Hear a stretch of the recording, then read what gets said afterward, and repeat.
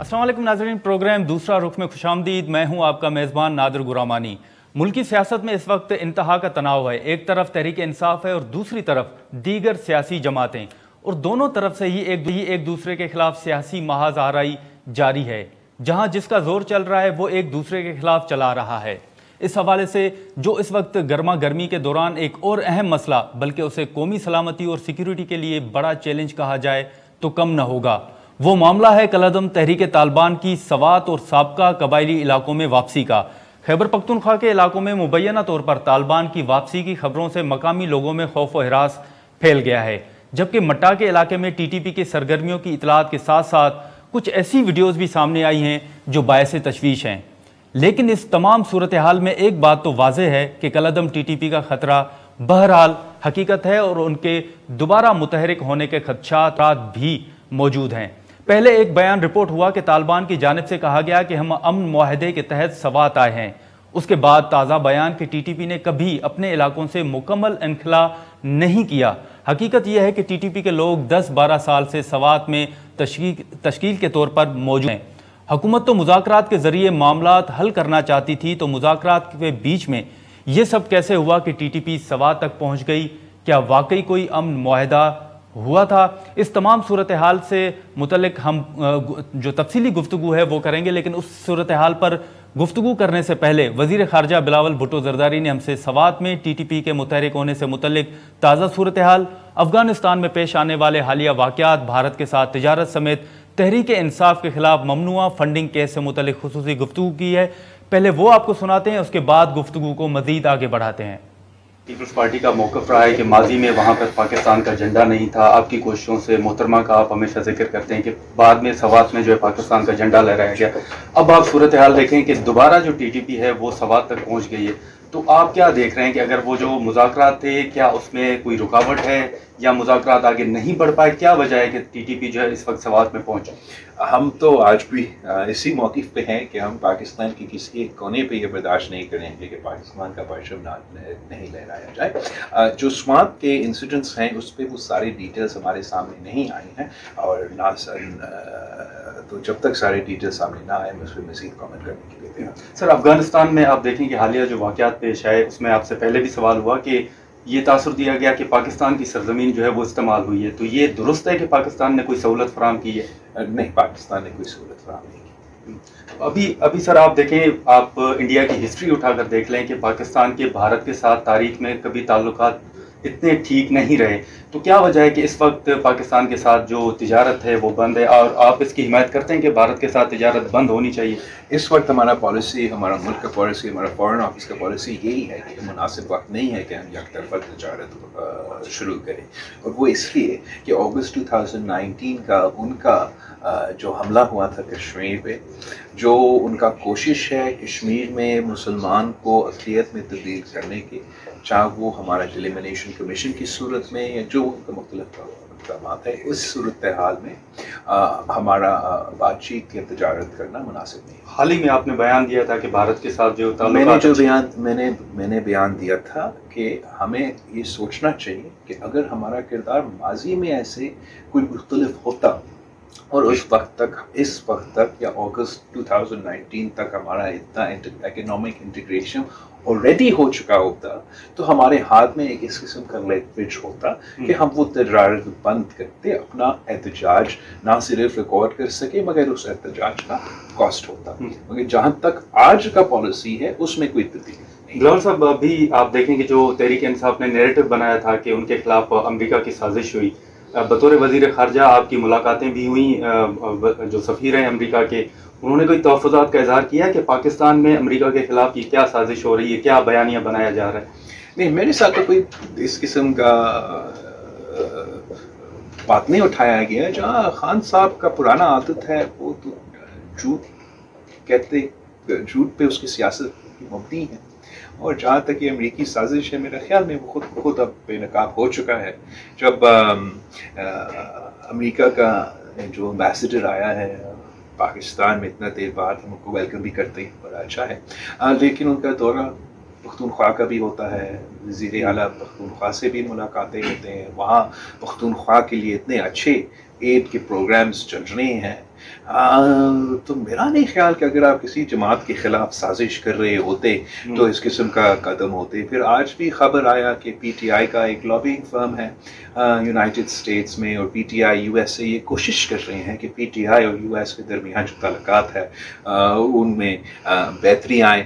اور جہاں تک خان صاحب کا یہ بیانیہ ہے, ہم سمجھتے ہیں کہ you can fool some of the people some of the time, you can't fool all of the people all the time. اور خان صاحب کا بیانیہ کا جو توڑ ہو چکا ہے, اس بیانیہ کو توڑ چکے ہیں, وہ اس بات ہے کہ جو فورن فنڈنگ کیس ہے وہ اب سامنے آ چکا ہے. اس میں ثابت ہو چکا ہے کہ پاکستان پیپلز پارٹی نہیں, مسلم لیگ نواز نہیں, خان صاحب خود یونائٹڈ اسٹیٹس, بھارت, مختلف ممالک کے شہریوں سے فنڈز اکٹھا کر لیتے. سر, امریکہ کی سازش کے بعد اب خان صاحب نے حال ہی میں کہا ہے کہ ان کے خلاف دوبارہ کوئی سازش ہو رہی ہے, تو آپ بتائیں گے کہ اب دوبارہ کون سی سازش ہو رہی ہے, اور فارن فنڈنگ کیس میں کیا آپ خان صاحب کو نااہل ہوتے ہوئے دیکھ رہے ہیں؟ اس کا جو الٹیمیٹ کانسیکوینسز ہوتے ہیں وہ مجھے نہیں پتا کیا ہوگا, مگر میں سمجھتا ہوں کہ یہ خان صاحب ایکسپوز ہو چکا ہے, ان کا جھوٹ ایکسپوز ہو چکا ہے, ان کا منافقت ایکسپوز ہو چکا ہے کہ جہاں وہ خود کرپشن کے پیسے,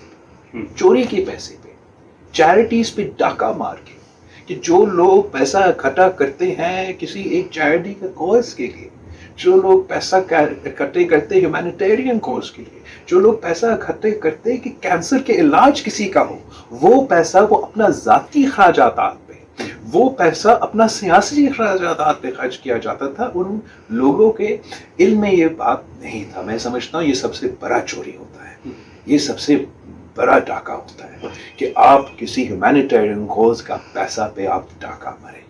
ساتھ ساتھ جو منی لانڈرنگ کی بات ہے کہ خان صاحب کی جماعت خود منی لانڈرنگ میں ملوث ہے, کہ خان صاحب کے ارد گرد جو دوست ہیں, جو لوگ ہیں, وہ خود منی لانڈرنگ میں ملوث ہے. لیکن جب ان کے سوال کیا جاتا ہے تو خان صاحب کہتا ہے کہ یہ تو تھوڑی سی منی لانڈرنگ ہوا ہے. خان صاحب کی منافقت ثابت ہو چکا ہے. پاکستان کے عوام جان چکے ہیں کہ یہ منافق آدمی ہے. جب وزیر اعظم تھا تب بھی جھوٹ بولتا تھا, جب اپوزیشن میں ہے آج بھی جھوٹ بول رہا ہے. اس کا پورا سیاست جھوٹ میں مبنی ہے. اور جو ان کے فیصلے ہیں, جو ان کا حکومت کا کردار تھا, جو ان کا 4 سال کے حکومت کی وجہ سے پاکستان کا جو ڈیٹ ہے وہ آپ فگرز اٹھا کے دیکھیں. پاکستان کی 1947 سے لے کے 2018 تک کا ڈیٹ ایک طرف, اور جو 4 سال میں ڈیٹ خان صاحب نے اکٹھا کیا ایک طرف. ان کے فیصلے کے نتیجے میں پاکستان کو ڈیفالٹ کرنے کا خطرہ تھا, اور اس کی وجہ سے پاکستان کے عوام آج تک عمران خان کی مہنگائی کی سونامی میں ڈوب رہے ہیں. میں سمجھتا ہوں کہ عمران کو شرم کرنا چاہیے کہ وہ آج چاہے وہ منی لانڈرنگ پہ بات کرے, چاہے وہ کرپشن کی بات کرے, چاہے وہ معاشی صورتحال پہ بات کرے, چاہے وہ خارجی صورتحال پہ بات کرے, اس کی منافقت, اس کا جھوٹ ثابت ہو چکا ہے. اس کو معافی مانگنا چاہیے. جی ناظرین, وزیر خارجہ بلاول بھٹو زرداری کی گفتگو آپ نے سنی. ان کا کہنا ہے کہ وہ کسی صورت یہ برداشت نہیں کریں گے کہ ملک کے کسی کونے میں پاکستان کا جھنڈا نہ لہرائے. ساتھ ہی ساتھ انہوں نے کہا کہ جو سوات کی اس وقت صورتحال ہے اس حوالے سے تمام تر تفصیلات جو ہیں وہ تو سامنے نہیں آئیں, اور تمام تفصیلات سامنے آنے کے بعد ہی وہ اس معاملے پر گفتگو کر سکیں گے. ساتھ ہی ساتھ انہوں نے جو تحریک انصاف کی جانب سے ایک موقف آ رہا ہے, جو سیاست چل رہی ہے, اس میں انہوں نے سابق وزیر اعظم عمران خان کو بھی تنقید کا نشانہ بنایا, خاص طور پر فارن فنڈنگ کیس جو ہے اس معاملے پر. اس حوالے سے ہم بات کریں گے. جو جماعت اسلامی کے سینیٹر مشتاق احمد خان صاحب ہیں, خیبر پختونخوا حکومت کے معاون خصوصی بیرسٹر سیف صاحب ہیں, وہ بھی ہمارے ساتھ موجود ہوں گے. اس کے ساتھ ساتھ وزیر اعظم کے کوارڈینیٹر جو ہیں احسن افضال صاحب, وہ بھی ہمارے ساتھ موجود ہوں گے. لیکن ان سے گفتگو کرنے سے پہلے یہاں پر ایک بریک لیتے ہیں.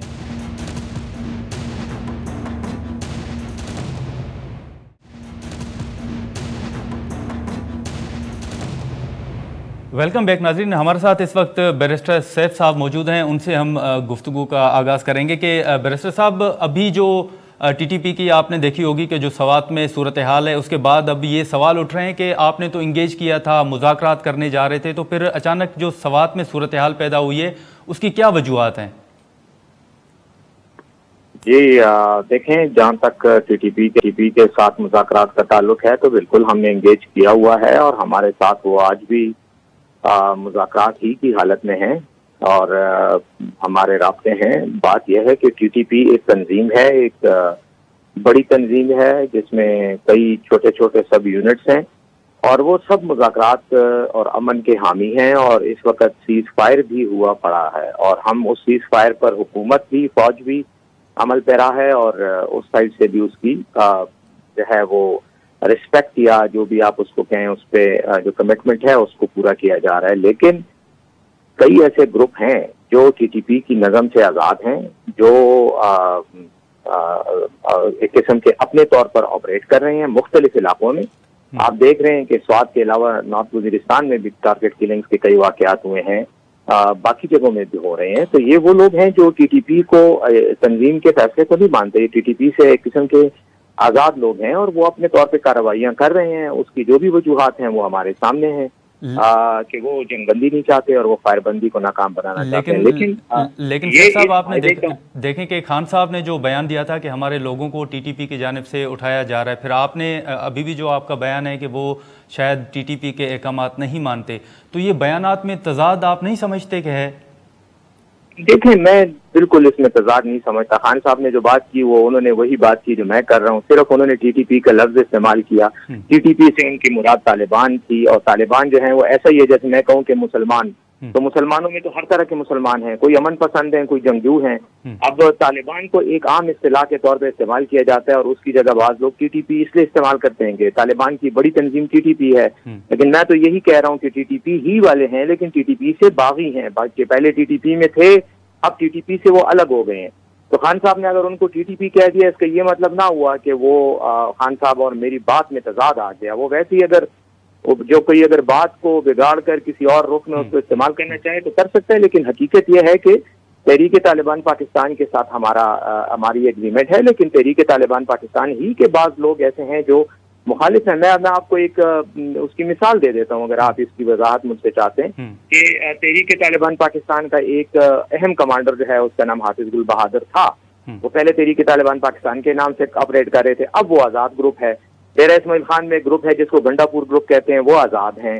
اسی طرح محمد اور باجوڑ میں کئی ایسے گروپ ہیں چھوٹے چھوٹے جو پہلے ٹی ٹی پی کا حصہ تھے اب آزاد ہیں، لیکن عام اصطلاح میں ان کو طالبان ہی کہا جاتا ہے، یا ان کی طرف جب اشارہ کیا جاتا ہے تو تحریک طالبان پاکستان یا ٹی ٹی پی کا نام ہی استعمال کیا جاتا ہے. تو اس کا یہ مطلب ہرگز نہیں ہے کہ عمران خان صاحب کے بیان میں اور میرے بیان میں تضاد ہے. وہاں یقیناً ایسے دوسری ایک اور امپورٹنٹ اس میں پہلو یہ ہے کہ بعض کئی ایسے گروپ ہیں جو کرمنلز ہیں، جو بالکل جرائم پیشہ لوگ ہیں، لیکن وہ وہاں ان علاقوں میں اپنی مجرمانہ سرگرمیوں کو کور دینے کے لیے وہ طالبان کا نام استعمال کرتے ہیں. تو ٹی ٹی پی نے اس قسم کے کئی اقدامات کی بذات خود تردید کی ہے اور انہوں نے کہا ہے کہ ہم نے یہ ایکشنز نہیں لیے. اب رہ گئی بات سوات کے حالات کی، تو سوات میں کچھ لوگ آئے ہیں، ان کے خلاف یقیناً کارروائی ہوئی ہے جس میں ڈی ایس پی صاحب زخمی بھی ہوئے، لیکن اب جو ہے پولیس نے اس علاقے کو مکمل طور پر وہاں کارروائی کی ہے، وہاں پر محاصرہ کیا ہوا ہے اور ان لوگوں کے خلاف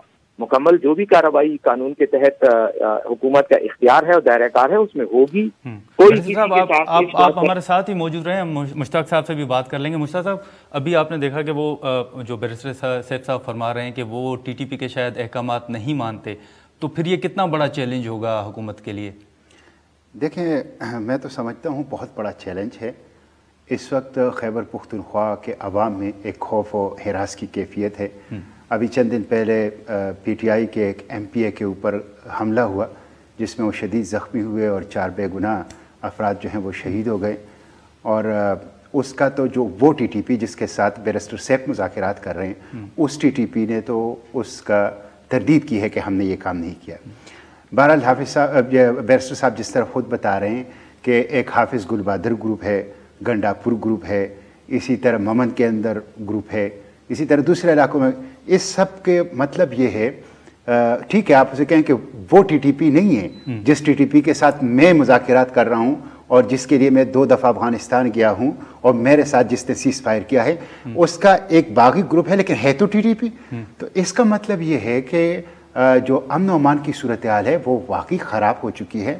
آپ اندازہ کر لیں وزیر اعلیٰ کے گھر سے، آبائی گھر سے 4 کلومیٹر کے فاصلے کے اوپر یہ لوگ مسلح بیٹھے ہوئے ہیں اور بیٹھے ہوئے ہیں. انہوں نے ایک ڈی ایس پی کو اغوا کیا، ایک میجر کو اغوا کیا, جونیئر آفیسرز کو اغوا کیا, اور آپ دیکھیں کہ ریاست ان کے ساتھ مذاکرات کر رہی ہے اور مذاکرات اور جرگے کے ذریعے سے اپنی ڈی ایس پی اور فوج کے میجر کو وہ رہائی دلا رہی ہے. ڈیلیگیشن بھی تشکیل دیا گیا ہے. تو یہ کیا میسج جا رہا ہے؟ اس کا مطلب یہ ہے کہ آپ نے جو کہا تھا کہ ہم نے ایلیمینیٹ کر لیا ہے طالبانائزیشن کو اور دہشت گردی کو, ہم نے امن بحال کر دیا ہے, ہم نے سیاحت کو فروغ دیا ہے, یہ تو ساری چیزیں ہوا ہو گئی ہے. آج لوگ پوچھتے ہیں کہ جب بارڈر کے اوپر باڑ لگا ہوا ہے, جب پولیس بیٹھی ہوئی ہے, ایف سی ہے اور اس کے ساتھ فوج ہے, انٹیلیجنس ادارے ہیں, ڈسٹرکٹ ایڈمنسٹریشن ہے, پروونشل اور فیڈرل گورنمنٹ ہے, تو یہ کیسے آ گئے, کہاں سے آ گئے, اور یہ کون ہے, کون اس کی قیادت کر رہا ہے, اور یہ کیسے یہاں پہ پہنچ گئے جس نے جو وزیر اعلیٰ کے گھر سے 4 کلومیٹر کے فاصلے پر بیٹھے ہوئے ہیں اور جو دیر کے پہاڑوں کے اوپر بیٹھے ہوئے ہیں, تو یہ کیسے آ گئے؟ یہ ساری چیزیں ابھی تک راز میں ہیں, پردہ راز میں ہیں. اس کے ان سوالات کے جوابات جو ہیں عوام کو چاہیے. بہرحال ایک بہت بڑا تھریٹ ہے اور بہت زیادہ تشویش کی بات ہے کہ خیبر پختونخوا بالخصوص واپس جو ہے وہ جو 15-20 سال ایک کیفیت تھی بد امنی کی, اور جس طرح خود عمران خان صاحب نے کہا ہے کہ ہمارے لوگوں کو بتے کی کالز آ رہی ہیں اور ہمارے لوگوں کو تھریٹ کالز آ رہی ہیں, اور انہوں نے تو کل کر کہا ٹی ٹی پی. ٹھیک ہے, بیرسٹر صاحب کہہ رہے ہیں کہ یہ وہ ٹی ٹی پی نہیں ہے جن کے ساتھ میں مذاکرات کر رہا ہوں, جنہوں نے میرے ساتھ سیز فائر کی ہے, لیکن باغی ٹی ٹی پی ہے تو ٹی ٹی پی, آپ اس کو باغی ٹی ٹی پی کہیں. تو یہ تو بہرحال ایک بڑی افسوس کی صورتحال ہے. آپ بھی تو کے پی کے میں آپ دیکھیں کہ جماعت اسلامی حصہ رہی ہے, ماضی میں آپ دیکھ لیں, تو آپ کی نظر میں یہ جو سارا ایک پروسیس شروع ہوا تھا, ان کو انگیج کیا گیا, تو کہیں کوئی خامی رہ گئی ہے آپ کی نظر میں کہ یہ صورتحال ایک بار پھر اس طرف آ گئی ہے؟ نہیں, دیکھیں میں نے تو جو وفاقی سطح پہ پارلیمانی کمیٹی ہے سینٹ اور قومی اسمبلی کی سیکیورٹی کے, اس میں بھی کہا اور پارلیمنٹ کے فلور پر بھی کہا کہ امن ہونا چاہیے, یہ اسلام کا حکم ہے, صلح قرآن پاک کی تعلیم ہے, صلح ہونا چاہیے. امن اور صلح یہ نہ صرف خیبر پختونخوا کی بلکہ پاکستان کی اور اس ریجن کی ضرورت ہے, لیکن یہ سارا پروسیس جو ہے پارلیمنٹ کے نگرانی میں ہونا چاہیے. اس لیے کہ آپ نے 2004 سے 2008 تک جو ہیں 8 ایگریمنٹ ان کے ساتھ کیے اور 8 کے 8 ایگریمنٹ ناکام ہو گئی, جس کا اعتراف کرتا ہے ہمارے ملٹری اسٹیبلشمنٹ بھی ہے, جس کے ہماری حکومتیں پولیٹیکل اسپیکٹرم بھی اعتراف کرتی. کیوں ناکام ہو گئی؟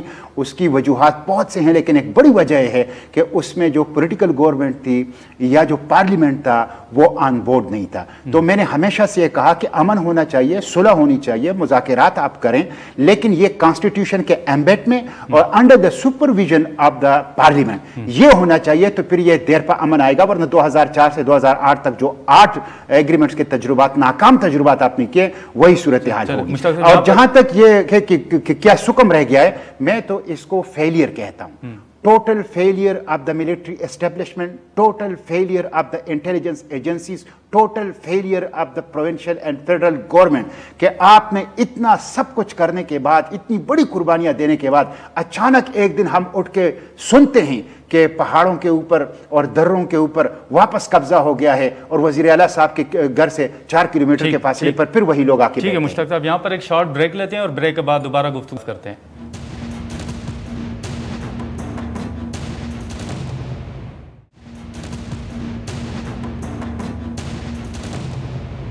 ویلکم بیک ناظرین. بیرسٹر صاحب یہ بتائیے گا کہ جو ٹی ٹی پی کے ساتھ جب مذاکرات ہوئے تو اس میں آپ بانی رکن تھے, جو یہاں سے ڈیلیگیشن گیا تھا اس میں آپ تھے. اب یہ جو تاثر ہے کہ اس میں تاخیر کیوں ہو رہی ہے, یا آپ یہ بتا سکیں گے کہ جو مذاکرات افغانستان میں ہوئے ان میں ٹی ٹی پی کی جانب سے کیا شرائط رکھی گئی تھیں کہ جس کے بعد یہ صورتحال جو ہے وہ واضح نہیں ہو رہی کہ معاملہ کہاں تک پہنچا ہے؟ پہلی بات تو یہ ہے کہ مجھے تھوڑی سی کنفیوژن اس بات پہ ہو رہی ہے کہ صورتحال میں اچانک جو جس مبہم کیفیت کا آپ اشارہ کر رہے ہیں, میرے سامنے تو ایسی کوئی بات نہیں ہے. ہم نے تو مذاکرات جب بھی کیے اس کے بعد آ کر میڈیا میں بارہا اس بات کو واضح کیا اور صریح وضاحت کے ساتھ جو ہے یہ بات تھی کہ ٹی ٹی پی کے ساتھ ہماری فائر بندی ہوئی ہے, انڈیفینٹ ہوئی ہے, تا حکم ثانی ہوئی ہے. اور یہ میرے خیال میں جتنے بھی ہمارے مذاکرات کے ادوار چلے ہیں ان میں سب سے زیادہ بڑی ڈیولپمنٹ ہے, کیونکہ اب تک جتنے بھی سیز فائر ہوئے وہ ہمیشہ ایک معینہ مدت کے لیے ہوتے تھے. اس بار وہ تا حکم ثانی ہے. تو ایک تو یہ ایک فائدہ ہوا، اس کی وجہ سے جو وائلنس تھی اس میں بہت بڑی حد تک کمی آئی۔ بیرسٹر صاحب یہ میں سوال اس لیے بھی کر رہا ہوں کیونکہ آپ کو بھی یاد ہوگا، آپ نے بھی دیکھا ہوگا کہ جب مذاکرات ہوئے تو اس کے بعد یہ خبریں آئیں کہ شاید انہوں نے یہ ڈیمانڈ کی ہے جو سابقہ فاٹا ہے اس حوالے سے جو فیصلہ ہے اس کو ریورس کرنے کے حوالے سے بھی مطالبات تھے۔ تو اس کانٹیکسٹ میں سوال پوچھ رہا ہوں کہ کیا کوئی ایسے مطالبات ہیں جو پاکستان کی حکومت تسلیم کرنے کی پوزیشن میں نہیں ہے؟ مطالبات کو جب جنگ ہوتی ہے اور اس کے بعد صلح کی بات چیت ہوتی ہے تو یقیناً مختلف قسم کے مطالبات آتے ہیں، جن میں سے کچھ پورے ہوتے ہیں کچھ نہیں ہوتے، لیکن ہم اس وقت مذاکراتی عمل سے گزر رہے ہیں۔ ہم نے پہلے سے اگر اعلان کر کے بیٹھ گئے کہ جی یہ مطالبہ پورا نہیں ہوگا اور یہ ہوگا تو پھر مذاکرات کا فائدہ کیا؟ تو جنگ ہی تھی۔ تو ہم تو مذاکرات کر رہے ہیں، ان کو انگیج کیا ہوا ہے، انہوں نے ہمیں انگیج کیا ہوا ہے، ہم ان کے سامنے اپنی لسٹ رکھی ہے، انہوں نے ہمارے سامنے اپنی فہرست رکھی ہے مطالبات کی، اور اس پر بات چیت ہو رہی ہے، اور مذاکرات کا عمل ایسا ہی چلتا ہے، یہی طریقہ کار ہے دنیا میں مروجہ۔ دوسری بات یہ ہے کہ 22 سال اس خطے میں جنگ رہی ہے، تو 22 سال کی جنگ کو ایک دن میں یا 2 مذاکرات کے راؤنڈ سے تو ختم نہیں کیا جا سکتا۔ یقیناً کئی تصفیہ طلب ایشوز ہیں، کئی متنازعہ ایشوز ہیں، ان پر بات ہو رہی ہے، اور میں یقین اور وثوق کے ساتھ کہہ سکتا ہوں کہ دونوں طرف سے جو مخالفین ہیں یا جو دونوں فریقین ہیں، اور خاص طور پر میں اس میں امارت اسلامی افغانستان جو اس میں ثالثی کا کردار ادا کر رہی ہے، ان کا جو اخلاص ہے، ان کی جو کوشش ہے، مجھے یقین ہے کہ الٹیمیٹلی ہم صلح اور امن کی طرف جائیں گے اور معاہدہ ہو بھی جائے گا۔ لیکن یہ جو ایک واقعہ جس کو بنیاد بنا کر ایک بات کی جا رہی ہے، میں سمجھتا ہوں کہ یہ یقیناً ایک واقعہ ہے اور قابل تشویش ہے، اور اس پر حکومت اقدام کر رہی ہے، اقدامات اس کے تدارک کے لیے، لیکن اس کا یہ مطلب نہیں لینا چاہیے کہ جیسے پورے کا پورا خیبر پختونخوا جو ہے وہ طالبان کے قبضے میں چلا گیا، یا ہزاروں کی تعداد میں وہ مسلح ہو کر پہاڑوں پر آ کر بیٹھ گئے۔ ہم یہ کہہ سکتے ہیں بیرسٹر صاحب کہ جو سوات کی صورتحال ہے، اس کا جو ٹی ٹی پی کے ساتھ مذاکرات کا عمل جاری ہے، اس میں کوئی خلل پیدا نہیں ہو سکتا؟ میں سمجھتا ہوں کچھ بھی نہیں ہوگا، ٹی ٹی پی کی طرف سے ابھی ریسنٹلی بھی یہ بات ہوئی ہے، میری کل بھی رات کو بھی بات ہوئی ہے، وہ کہہ رہے ہیں ہماری اٹموسٹ کوشش ہے کہ ہم اس مذاکرات کے عمل کو کامیاب بنائیں۔ انہوں نے اپنے لوگوں کو بھی کہا ہے کہ کوئی غیر ضروری وائلنس کا مظاہرہ وہ نہ کریں، وائلنس نہ کریں، کوئی ایسی صورتحال نہ پیدا ہونے دیں جس سے کشیدگی میں اضافہ ہو۔ اور ہماری جو لا انفورسمنٹ ایجنسیز ہیں، میچور پروفیشنل لوگ ہیں، وہ بھی غیر ضروری طور پر کوئی ایسی حرکت نہیں کر رہے جس سے معاملہ خراب ہو۔ لیکن جیسے میں نے کہا شروع میں، یہ ہمارے اپنے ہی ملک کے لوگ ہیں نا، اسی مٹی کے باشندے ہیں، ٹھیک ہے ہماری ان کے ساتھ جنگ ہے، لیکن ان کے ساتھ اگر ہم بات چیت کر کے مسئلہ حل کر سکتے ہیں تو کیا ضروری ہے کہ بندہ گولیاں چلائے؟ پھر یہ یہاں پر جو بات کی کسی وزیر اعلیٰ کے گھر سے 4 کلومیٹر ہو 3 کلومیٹر، اس سے کیا فرق پڑتا ہے 2 کلومیٹر ہو یا 4 کلومیٹر ہو؟ بات یہ ہے کہ ایک ایشو ہے، اس ایشو کو ہم نے مشترکہ طور پر ایک قوم کے طور پہ حل کرنا ہے، نہ کہ سیاسی پارٹیوں کے الگ الگ بیٹھ کر ایک کہے کہ جی ایشو کم ہے، دوسرا کہے نہیں بہت بڑا خطرہ ہے۔ میں سمجھتا ہوں من حیث القوم ہمیں اجتماعی طور پر اس کے ایشو پر مقابلہ کرنا ہے۔ جنگ یہاں پر ختم ہو چکی ہے، حکومت پاکستان کی ریٹ ہے ہر جگہ، لیکن چھوٹے موٹے واقعات تو امریکہ جیسے اور برطانیہ جیسے ملک میں بھی ہو جاتے ہیں، یہ بھی اسی طرح کا ایک واقعہ ہے، اور میں سمجھتا ہوں اتنا اس میں پینک پھیلانے کی ضرورت نہیں ہے۔ میں آخر میں یہ کہنا چاہ رہا ہوں کہ اس مہینے بھی یہ جو پچھلا مہینہ گزرا، 65,000 کے قریب ہماری جو سیاحت محکمہ سیاحت کی اسٹیٹسٹک مطابق سیاح سوات میں آئے۔ آج بھی آپ کو میں ابھی کہتا ہوں، آپ ابھی گاڑی میں بیٹھو سوات جائیں، آپ کو کلام تک کوئی نہیں روکا گیا، کوئی خطرہ نہیں ہے، لیکن ایک پینک پھیلایا جا رہا ہے کہ بڑی قیامت آ گئی اور بس خیبر پختونخوا کو طالبان کے حوالے کر دیا گیا۔ میں سمجھتا ہوں یہ قوم جو فوج نے قربانیاں دی ہیں اس کی بھی توہین ہے، اور یہ حکومت کی کارکردگی پر بھی ہے، غیر ضروری پولیٹیکل پوائنٹس کو رہیں گے۔ دوسرا، جہاں تک پارلیمنٹ کا تعلق ہے تو پارلیمنٹ نے تو کمیٹی بنائی ہوئی ہے، اور اس کمیٹی ہی کے سپر جو ہے یہ سارے مذاکرات ہیں، اور فوج نے پارلیمنٹ کو پوری بریفنگ دی ہے۔ اب اور فوج کیا کرے؟ پارلیمنٹ کو اٹھا کے تو کابل میں مذاکرات کی ٹیبل پہ تو نہیں بٹھا سکتی نا، لیکن ان کی ایک کمیٹی ہے، وہ کر رہے ہیں کام، اور میرے خیال میں اس پوری کوشش کو ایک مثبت انداز میں دیکھنا چاہیے۔ نیشنل سیکورٹی کمیٹی کا شاید آپ ذکر کر رہے ہیں؟ کوئی کمیٹی جی اسی کا کہہ رہا ہوں، اور اس کے علاوہ ایک اسپیشل پارلیمانی کمیٹی پھر بنائی گئی ہے۔ مشتاق صاحب کہہ رہے ہیں کہ پارلیمانی کمیٹی تو کوئی نہیں ہے جس کو بریفنگ دی جا رہی ہے۔ مشتاق صاحب کو چاہیے وہ اسپیکر سے پوچھے نا، انہوں نے کمیٹی نوٹیفائی کرنی تھی، انہوں نے کرنی تھی، انہوں نے نہیں کی ابھی تک نا، تو یہ ان کا کام ہے، یہ فوج کا کام تو نہیں ہے۔ چلیں بیرسٹر صاحب بہت شکریہ آپ کا۔ سر دیکھیں، ایک تو میں آپ نے جو بات کی کہ پینک پھیلایا جا رہا ہے، مجھے بہت افسوس ہوتا ہے کہ آئی جی پی خیبر پختونخوا کہتا ہے کہ طالبان کا کوئی وجود ہی نہیں ہے سوات میں اور مالکان ڈویژن میں۔ بھائی آپ اپنے ڈی ایس پی کو جرگہ بیچ کر مذاکرات کے ذریعے سے ان سے رہا کر رہے ہیں اور آپ ڈینائی کر رہے ہیں، تو یہ آپ اپنے آپ کو دھوکہ دے رہے ہیں یا عوام کو دھوکہ دے رہے ہیں۔ اور پھر یہ کہتے ہیں کہ کوئی پینک نہیں بھائی پینک پہلے ہی نہیں، جب ان کے ویڈیوز آ جائیں گے سوشل میڈیا کے اوپر، کنونشنل میڈیا کے اوپر، اور وہ باقاعدہ لوگوں کو اغوا کریں گے، آفیسرز کو اغوا کریں گے، سیکورٹی فورسز کو، اور آپ کے اندر اتنی طاقت اور قوت نہیں ہے کہ آپ کچھ کر سکیں سوائے اس کے کہ آپ مذاکرات کے ذریعے سے اپنے آفیسرز کو وہاں سے رہا کرا لیں، تو اس سے تشویش نہیں ہوگی تو اور کیا ہوگا؟ اور اس سے تشویش نہیں ہوگی کہ آپ کا ایک ایم پی اے جو ہیں اس کے اوپر حملہ ہوتا ہے اور ابھی تک قاتل گرفتار نہیں ہے، ابھی تک قاتل گرفتار نہیں ہے، پیرڈیائی خان کے اندر پولیس کے اوپر حملہ ہوتا ہے اور پولیس وہاں شہید ہوتے ہیں، کچھ پتہ نہیں چلتا کہ کیا ہو رہا ہے۔ تو یہ سارے واقعات جو تسلسل سے ہوتے ہیں تو کیا اس کا امپیکٹ نہیں پڑے گا؟ کیا اس سے تشویش اور کیا اس سے پینک جو ہیں یہ پہلے گی نہیں؟ اور کیا اس سے لوگوں کو حق بجانب نہیں ہوں گے کہ وہ سوال اٹھائیں، پوچھیں آپ سے کہ آپ کیا کر رہے ہیں، حکومت کیا کر رہی ہے؟ بالکل مشتاق صاحب، یہاں پر رانا صاحب سے ایک سوال کر لیتے ہیں۔ رانا صاحب، اب جو سوات کی صورتحال ہے اس کے بعد دیکھیں کہ اب خان صاحب نے جو جلسہ ہے، جو سیاسی ایک پاور شو دکھانے کے لیے انہوں نے پنجاب کا دوبارہ ضمنی الیکشن کے بعد چناؤ کیا ہے، تو حکومت کے لیے کتنا یہ پریشانی کا باعث ہو سکتا ہے؟ بسم اللہ الرحمن الرحیم۔ دیکھیں، حکومت کے لیے بالکل پریشانی کا باعث نہیں ہے۔ اب تو خان صاحب کا جو ایک امریکن سازش کا بیانیہ ہے وہ بھی جو ہے ایکسپوز ہو چکا ہے۔ انہوں نے لابیسٹ جو ہیں وہ ہائر کیے ہیں $25,000 سالانہ پہ کہ یہ اپنے جو ہے وہاں امیج بلڈنگ کریں امریکہ کے ساتھ اور ان کے ساتھ تعلقات بڑھائیں۔ اسی طرح آپ نے دیکھا کہ امریکن سفیر جو ہے وہ آیا اور انہوں نے ان کی خود مختاری پہ پانی پھیر گیا، ان کو چندے میں 36 گاڑیاں دیتے ہوئے۔ اسی طریقے سے جو یہ صاف چلی شفاف چلی کا جو نعرہ تھا وہ 250 ملین کی جو منی لانڈرنگ پراپرٹی کے ٹائکون کی ایڈجسٹ کرانے میں 650 کنال چندے میں زمین لی گئی۔ عمران خان صاحب خود اس زمین کے مالک بنے، ان کی اہلیہ اور فرا گوگی بنی۔ اس کے ساتھ ساتھ جو فورن فنڈنگ کا جو معاملہ ہے جس کے اندر یہ گلٹی پائے گئے ہیں فورن نیشنل سے بھی فورن فنڈنگ لینے میں، اسی طریقے سے فورن کمپنی سے فنڈنگ لینے میں، اور پھر مس ڈکلیریشنز کی انتہا ہے کہ درجنوں اکاؤنٹ چھپائے گئے۔ کچھ اکاؤنٹس عمران خان کے خود نام کے اوپر تھے جو انہوں نے ڈکلیئر نہیں کیے۔ اس کے ساتھ ساتھ آپ نے دیکھا کہ ایفیڈیوٹ کی جو ہے اس میں بھی ایک جھوٹا ایفیڈیوٹ دیا گیا۔ پھر آگے چلیں تو توشہ خانہ کی جو وہ ایک علیحدہ سکینڈل ہے کہ کس طریقے سے بغیر پیمنٹ کے تحفے لیے گئے، لیکن جو اس سے جو آمدن کمائی، جو انکم انہوں نے کمائی توشہ خانہ کے جو طوائف تھے ان کو بیچ کے، ان کو بیچ کے، تو وہ انہوں نے ڈکلیئر بھی نہیں کی۔ تو یہ سارے بیانیے میں سمجھتا ہوں کہ اب عوام کے سامنے ہے اور عمران خان صاحب جو مرضی کریں ان حقائق کا جواب ان کو دینا پڑے گا۔ ان کے خلاف جو ہے وہ صادق امین کے ریفرنس بھی دائر ہیں، آگے کورٹ کی وہ بھی کاروائی چل رہی ہے۔ تو میں سمجھتا ہوں کہ یہ ایک ایسی پارٹی بن گئی ہے جس کے پاس ایک ہی رستہ ہے کہ وہ اب اداروں کو اٹیک کریں، اداروں پہ حملہ آور ہو، اور جس طرح تقسیم کی وہ سیاست کر رہے ہیں اس کے علاوہ کوئی حل نہیں ہے۔ رانا صاحب ایک یہاں پہ بریک لے لیتے ہیں اور بریک کے بعد آپ سے یہیں سے گفتگو کا ہے۔